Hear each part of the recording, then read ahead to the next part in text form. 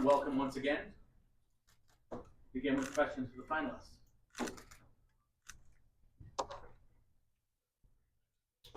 Back far left. I would kindly ask you to please, state your name and media affiliation. Lloyd Carroll, Queens Chronicle, Mahalo Dillon.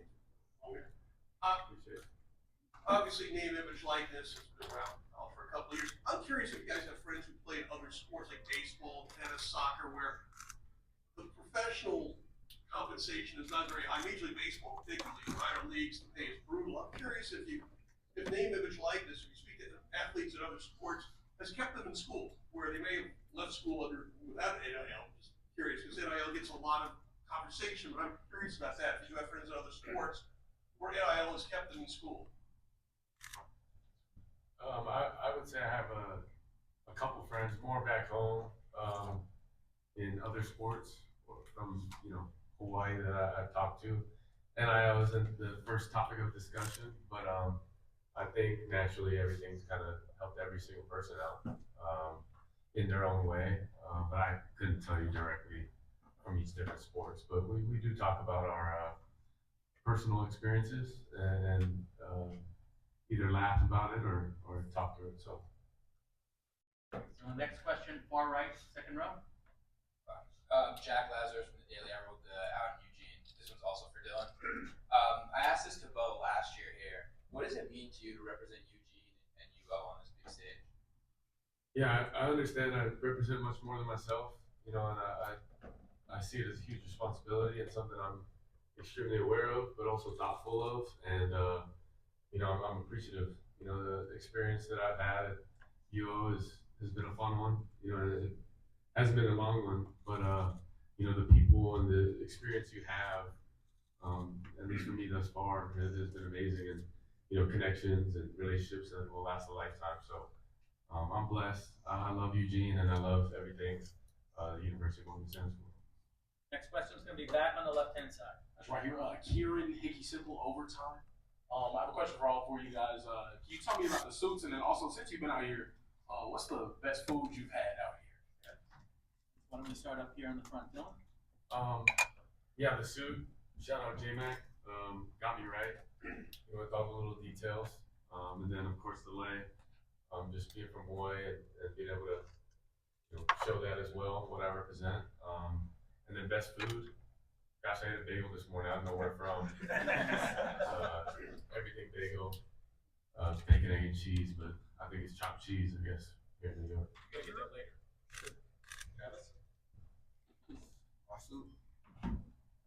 Also, I just want to be different. I always come different, so this style that I found, and I decided to go with this style. I wanted to be in the blue because blue is my favorite color, so that's what we're blue.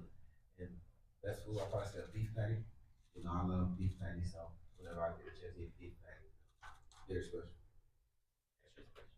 Yeah, soup by Pharaoh. Just try to do a different color. Something that'll make my skin pop. But yeah, real nice and smooth. Everybody up here look fly. I think we all look great. I'll say the best thing I had was probably the restaurant. I think it was the first day we got here. I don't remember, but I think it was called Tony Di Napoli.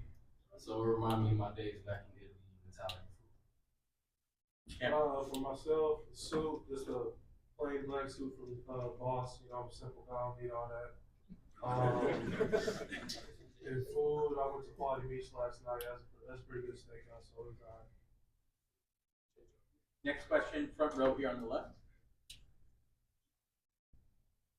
Yep. Yeah. Errol Marks from the Worldwide Sports Radio Network. This is a question for Travis. Travis, what is it like being up for a Heisman Trophy and being obviously the last person to be the last Heisman Trophy winner to win as a quarterback, Charles Woodson? What is it like being compared or even being thought of as a Heisman Trophy winner and of Charles Woodson? They're special. He's the only guy that went both ways. Has certain stacks in different categories. It's definitely special, but like you said, I'm not the only corner. I want to be the only receiver that went over 1,000 yards, and also a defensive back that caught 4 interceptions plus. multiple games, had, those stats to show up. But it's definitely special, it means a lot to me and my family, so. Next question, we're gonna go here, first row here on the far right. Nate Taylor, WRHU Sports. Last one's for Ashton. You didn't receive many Power 5 school offers coming out of high school. Why do you believe you were so overlooked, and how has playing at Boise State helped you unlock your full potential? Yeah, I feel mainly it's because I moved overseas to Naples, and I moved back to the U.S. and I wasn't playing running back. So sophomore year, I played defense, D-line, safety, linebacker. Junior year, we had a great running back, so I played slot receiver. And then finally, senior year, I had one of the best seasons by a running back in Texas football history. But I graduated early, so that back end of the year getting recruited, I didn't get all those schools coming after me. But obviously, it doesn't really matter. I was meant to go to Boise State. Next question is gonna be here on the front on the left-hand side.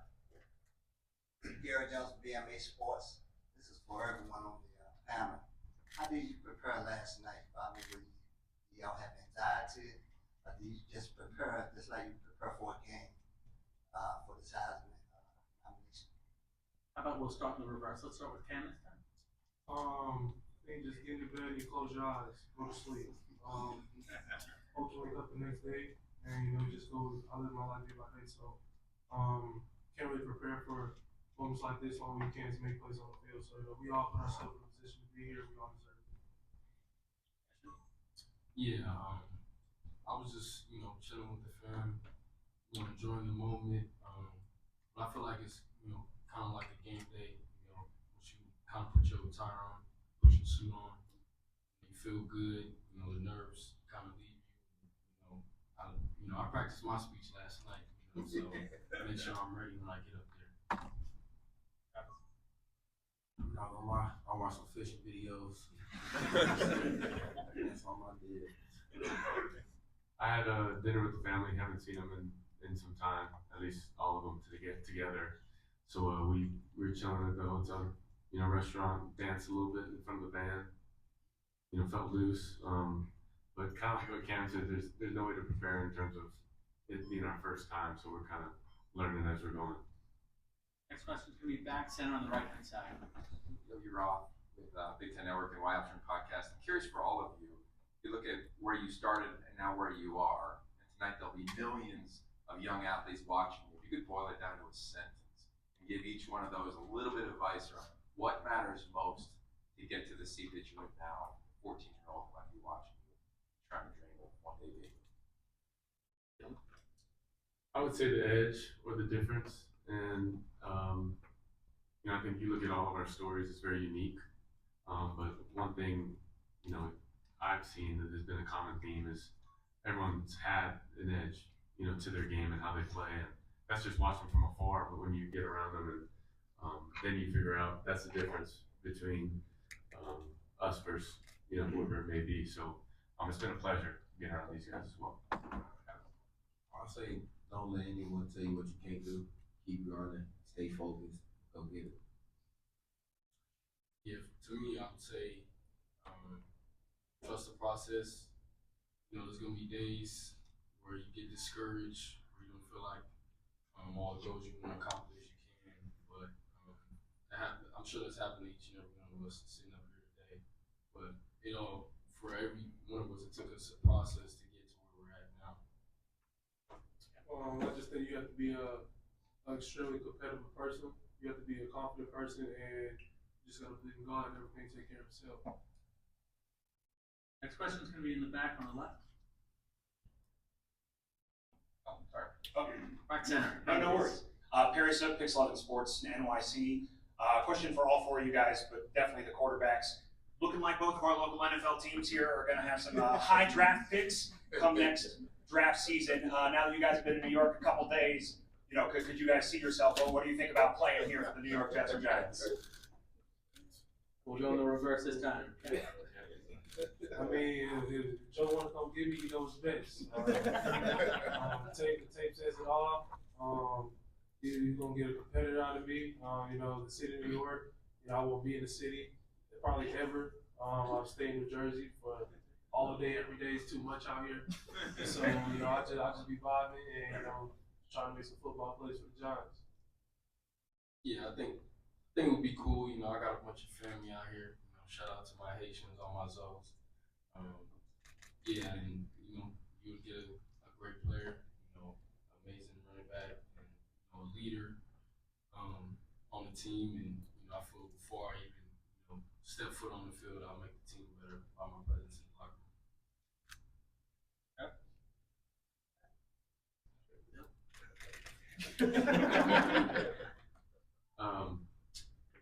No, I would just say the tape. The tape doesn't lie. I think that's true for everyone.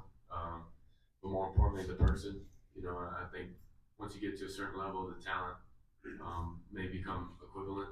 And like I always say, the edge, the difference, what is it's the people, it's the discipline, who that person is on a day-to-day basis. So the tape. All right, next question right here in the center. Kaz Clayton Windower. This question is for Ashton. I mean, you could have hit the portal for more money for an NIL. You chose to stay with Boise State. What does loyalty mean to you? Yeah, I think loyalty means everything. It's something that's not too common in people nowadays. And nothing against none of the guys up here. Everybody's process and journey is different. So nothing wrong to guys who into the portal and all types of things. But for me, everything that I wanted to do, I could do at Boise State. They believed in me before anybody else did. I wasn't gonna leave just for some more money. I made a bunch of money this year by what I did on the field. Next question's gonna be in the back left. Jay Tuss, KTV, Boise, Idaho. Dylan, this one's for you. Yesterday, Dan Patrick kind of backed you into corner. Yeah, that's Dan's fault. I get that. Within your, he's getting old a little bit. Within your answer, though, you mentioned talking about Ashton, about it sounds like you had some sympathy or some understanding about the group of five. Could you elaborate on that a little bit? And then what was the buzz maybe around the Oregon locker room after you guys played Ashton earlier this year? Yeah, I'll start with this. We all came from a lower level of football up until the point we are now. Of course, Ashton's a little different that way, but I think you realize maybe a difference in resources. At least I felt that from my experiences and just a different level of football. But time and time again, you've seen teams compete and play really well. Like Boise came to Oregon this year, and like I said, I've been a part of teams that have gone to Power 4, Power 5, programs and beat them. So football is football, but more importantly, I think you do realize the difference in resources or difference in staff or whatever it may be. Right here in the center on the right. Wicked Roach, CU Independent. So this one's for Travis, Cam, and Dylan. All of you played in new conferences this season. What was that adjustment like for you? I'll say the biggest adjustment for me, there was no real adjustment. I think the difference between the Pac-12 and the ACC is in the Pac-12 you got to bring it every week. That's in some different cases. In the ACC, like you're in the Pac-12, no one really knows about Wake Forest. They're not known for football schools in that category. And I'll say just the adjustment is that you just got to be on time with your teammates. For myself as a quarterback with the receiving core, with the running backs and their option routes, just more of a timing because the speed at every Power 4 is the same. Maybe a little bigger O lineman, D lineman, but then the day the speed is the exact same. No difference for us. You just gotta go out there and play football. Football is gonna still be football at the end of the day. I would just say that the difference in the three conferences I've been, probably just geographical location. But other than that, football is football, like Travis said, and you do have to adjust. But each conference, I think, has uniquely its own DNA, and that's kind of because of you watching teams in that conference who's had success against this team. So there may be some repeats in terms of scheme, but for the most part, it's just new locations. Next question's gonna be on the left-hand side, second row. How you doing? RJ Walker with the Pleasure People. I got a question for Travis. With starting your career at Jackson State, and they just won the Celebration Bowl today. I know you're in a hectic day, but curious to see if you had a chance to take a peek at that and if you had anything to say around your victory. Yeah, I definitely watched the game. I gotta stay over the boys. So there's still players there, that, making plays on the field now that I was playing with when I was there. So definitely, stay with the game. I'll make sure I watch every quarter. Make sure I watch the win. So definitely a shout out to my boys. Keep going. Question here on the right hand side. Thank you. Scott Proctor at DMVR. Trav, Shador has talked to us a couple of times this season about how it was a risk for you, so to speak, to go to Jackson State, go to Colorado when you really could have went anywhere. How would you describe, that so to speak, risk that you took and how it's kind of paid off for you on a day like today? You said how it kind of paid off for me. Look on that. Paid off very good. The risk. I don't think it was a risk. Man. It was God's plan. Everything that I wanted to do, I'm accomplishing now. So I'm just happy to do what I did back in this time. I'm in the right spot now. Next question, far right hand side. Aaron Diaz, WRHU. This was Travis. Travis, you obviously are part of a new era in Colorado football. So what does it mean to you to not only be a part of, to represent this award for your team, for yourself, but not and your team too? It's gonna mean a lot. Last year was 4-8. Now, I hold up a trophy a year later. Never thought I'd be in this position, but also, I worked so hard for it. And my teammates helped me to get here. Zach Gelb, Infinity Sports Network. Cam, just wondering, your story is a real special one. 0-star recruit incarnate word. Last year at Washington State, you said you felt like you could be a Heisman Trophy finalist one day. Just how do you kind of, even with the journey through Miami, just put it into words how you went from a 0-star recruit to sitting here in New York City? It's been special. It's been special for myself, my family, especially the days where my dad would email D3, D2 schools. We never heard back from them, but I knew his day would come. I have a big work ethic. I believe in God, and I trust my teammates. So, if you work hard, a lot of stuff will pay off for you. Folks, we're going to do 2 more questions. Back to the center. Mark Wilson, Team MBS Media. How do you guys feel about the new college playoff format? We'll start with you, Dylan. Yeah. I love it. I think it's a lot of fun for everyone, fans, players, coaches included. This is what everyone wanted.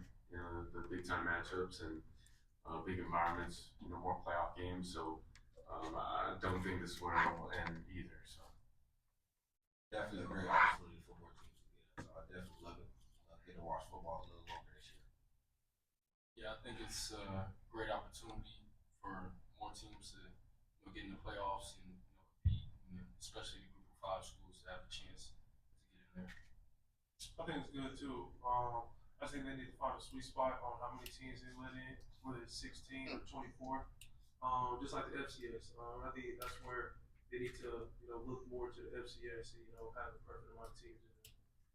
It's going to be the last question, but after this, I'm going to kindly ask everyone to just stay in the room for a moment. Last question here on the right hand side. Jason Jones from Sports Illustrated for all of you. You've all achieved something by simply sitting at this table, and you've probably been asked 100 times what this award would mean to you.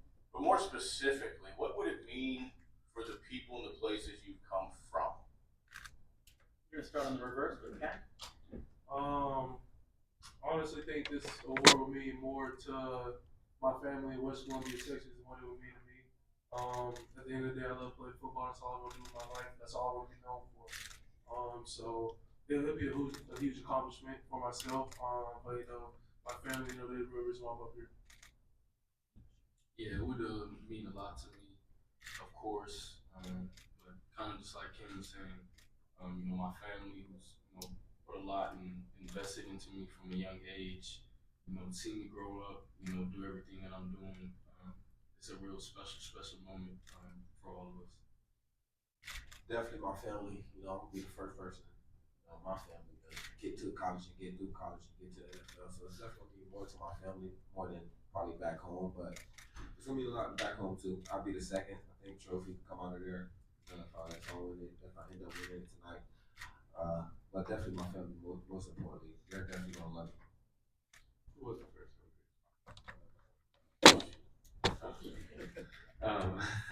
I would say family, and then also just everyone that puts in, the work to let us have a great experience. That's everyone in the training staff, equipment staff, our coaches, the university, all to let us play the game we love. So I know that I represent more than just myself. So would you mind just repeating the question you asked Travis? Yeah. Oh, I was just asking who was the first witness, Lamar Jackson. So. All right, folks, before anyone moves, the next portion of the media event, we're going to go across the hall to the Harlem room for individual Q&A. I kindly ask everybody to stay here for 1 second. There are a number of additional guests that are non-credential media outside. I'm going to kindly ask our security detail to make their way over to the Harlem room.